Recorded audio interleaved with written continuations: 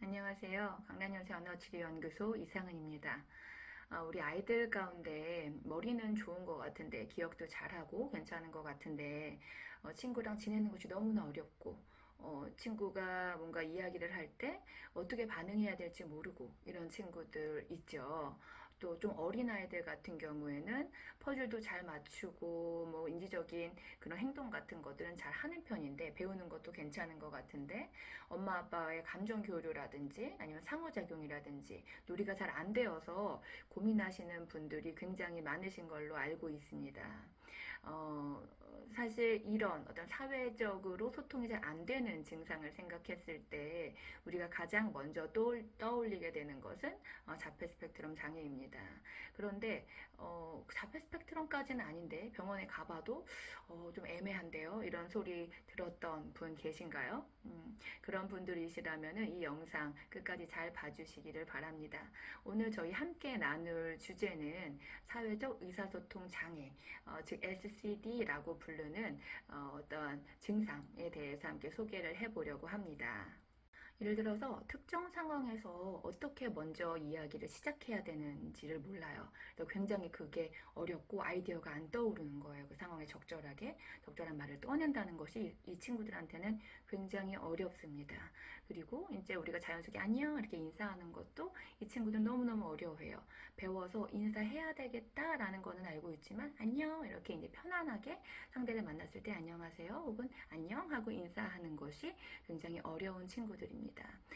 거기에 더해서 이제 상대와 의견을 나누고 또 의견이 맞지 않을 때 조율하는 것이 굉장히 어려워요. 왜 그러냐면 상황에 대한 인지나 상대에 대한 감정이라든지 그런 조망이 어렵기 때문에 그렇습니다. 더불어서 언어적으로는 이제 비유적인 표현이나 은유적인 표현, 우리가 이야기를 할 때 아유 잘했네 이것도 있고 잘했다 이런 어떤 반어법적인 표현들이 있잖아요. 그래서 직설적인 표현은 그래도 그 문법 구조를 다 이해하기 때문에 이해가 가능하지만 이것이 어떤 감정에 들어간다든지 비유적으로 말한다든지 그런 것에 대한 이해가 어려운 친구들이 있습니다. 그렇다 보니까 상대와 대화를 쭉 이어나갈 때 아주 편파적인 대화를 할 때는 괜찮겠지만 뭔가 깊은 대화를 하거나 대화를 길게 이끌어 나갈 때 뭔가 상대방의 입장에서는 이상함을 느낄 수 있고 그렇다 보니까 오해가 생기게 되고 또 사회 속에 들어가게 되면 은근히 따돌림을 당할 수 있는 그런 경우도 발생합니다. 굉장히 안타까운 경우가 많이 있습니다. 예, 사회적 의사소통 장애가 사회성과 관련이 있다 보니까 자폐 스펙트럼이랑 이제 헷갈리는 경우도 굉장히 많은 것 같아요. 그러나 진단 기준에는 뚜렷하게 이 둘을 다른 증상으로 보고 있고 자폐 스펙트럼이 진단되면서 동시적으로 사회성 의사소통 장애로 진단될 수 없습니다. 그래서 한마디로 사회성 의사소통 장애로 진단되기 위해서는 자폐 스펙트럼 장애 진단을 받지 않아야 되고 지적 장애도 진단을 받지 않아야 돼요. 그래서 정상적인 인지를 가지고 있고 어떤 그런 감각 행동이라든지 이상 행동이 없어야 합니다. 대신 이런 인지 기술이나 이런 것들은 다 괜찮지만 활용적인 부족이라든지 사회적인 어떤 소셜 스킬의 기술의 저하라든지 그런 상호작용의 문제점이라든지 그런 것들은 동반될 수가 있습니다. 그 때문에 어린 시절 보면은 언어 지연이 있는 경우도 상당히 많이 있습니다. 그럼 이런 증상이 있다는 것도 알겠고 참 마주하기 힘든 현실이죠. 다른 거 다 괜찮은 것 같은데 아이가 상대방이랑 지낼 때만 조금 어려움이 있고 친구랑 이야기할 때 살짝 삔뜨가 어긋나고 이럴 때 어떻게 가정에서 좀 도와주면 좋을까요? 물론 기관의 도움을 받을 수 있는 상황이라면 그것도 너무나 좋습니다. 하지만 이제 기관은 또 기관이고 가정에서는 아이한테 어떤 것을 좀 교육해주고 좀 알려주면 좋을까 세 가지 정도로 알려드리도록 하겠습니다. 첫 번째는 다양한 상황 연습을 하는 거예요. 다양한 상황 연습. 우리 친구들의 경우에는 아주 여러 가지 상황들이 있는데 거기에서 우리가 흔히 생각하는 커먼 센스라는 것이 있잖아요. 근데 이 커먼 센스라는 것이 이 친구들한테는 굉장히 낯선 개념이에요. 그래서 나는 이렇게 생각해 왔는데 이 조그만 상황이 바뀌면은 이게 융통적으로 이게 변화가 안 되는 거거든요.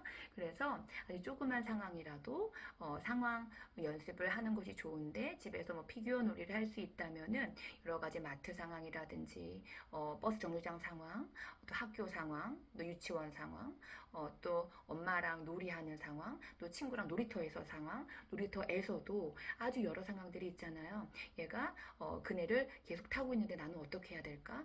얘가 그네를 이 친구랑 타고 있는 친구랑 놀고 싶을 때 얘는 어떻게 해야 될까? 이런 것들을 굉장히 많은 연습을 통해서 사실 실제로 부딪히면서 하면은 더 좋긴 하겠지만 실제로 부딪히면서 하면은 어떤가요? 뭔가 그런 위험성이 있잖아요. 아이가 상처받을 위험성이 있잖아요. 그것을 조금이라도 덜어내주고자 엄마와 혹은 해주실 수 있는 어떤 양육자분이 이렇게 우리 놀이를 통해서 다양한 상황들을 설정해서 놀이로 이끌어 주시면 좋은 방법이 되겠습니다.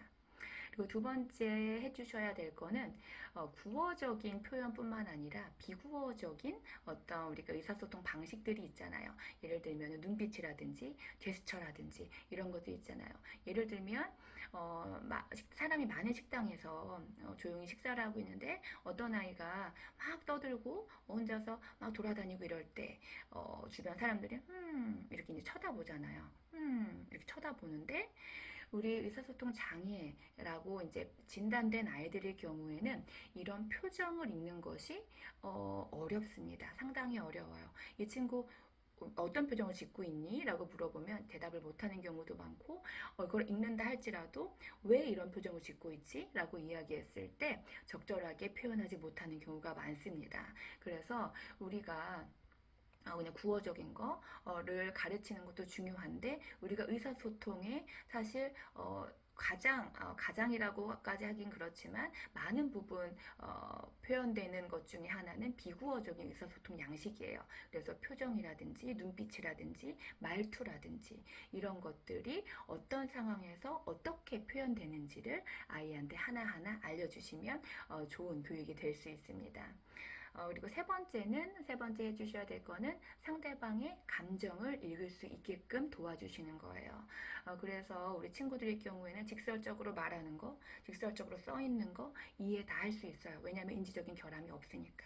하지만 숨겨져 있는 비유라든지 아니면 숨겨져 있는 감정 같은 경우에는 드러내지 않으면 사실 알기가 어려운 것들이잖아요. 하지만 일반적인 친구들의 경우에는 추론을 하죠. 이러이러한 상황이니까 얘가 이런 표정을 짓고 있고 이러니까 얘는 감정이 이럴 것이다 라고 이제 추론을 하는데 우리 친구들의 경우에는 그런 부분이 상당히 어렵습니다. 그렇기 때문에 상황 연습이랑 어떻게 보면 일맥상통하는 부분도 있겠죠. 그래서 상황 속에서 이 사람은 어떤 감정을 가지고 있을까? 얘 기분이 어떤 것 같아? 이 연습을 해주시기 위해서는 책을 읽으면서 하시면 굉장히 좋을 것 같아요. 왜냐하면은 동화책이든 어떤 책에 보면은 다양한 인물들이 나오고 다양한 상황들이 나오잖아요. 그래서 책을 이렇게 읽어주시면서 얘 기분 어떻겠다, 얘 기분 슬프겠다, 얘 되게 서운했겠다 이런 감정들을 상황에 맞게 읽어주시는 것들을 아이한테 알려주시면 좋은 교육이 될 수 있을 것 같습니다. 그래서 사회적 의사소통 장애와 관련해서 굉장히 옛날 같았으면은 생소한 이름이기도 하고 생소한 증상 이름이기도 한데요. 그래서 이 증상에 대해서 잘 모르는 분들도 많이 계세요. 혹은 이것을 스펙트럼 장애, 자폐 스펙트럼 장애라고 오인하시는 분들도 있습니다. 그렇기 때문에 이런 증상이 있다는 것을 아시면 그래도 내가 아는 폭이 좀 넓어지니까 다양하게 생각을 해볼 수 있을 것 같아요. 우리 아이들에 대해서. 그래서 이런 증상을 가지고 있는 화용적인 문제를 가지고 있는 친구들의 경우에는 제가 말씀드린 세 가지를 한번 적용을 해 보시면 좋겠습니다. 감사합니다.